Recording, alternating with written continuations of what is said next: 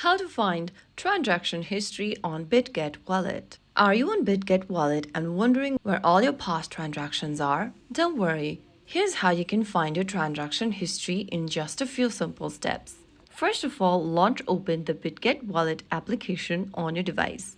Make sure you're logged into your account as well, and once you're inside, go ahead and tap on the wallet button at the bottom right corner.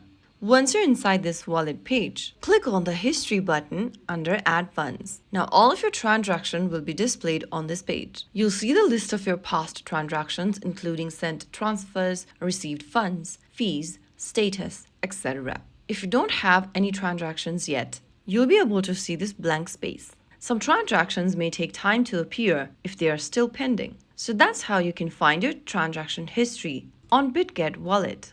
If you found the video helpful, don't forget to like, share, and subscribe to our channel. I will be back again in the next video. Thank you for watching.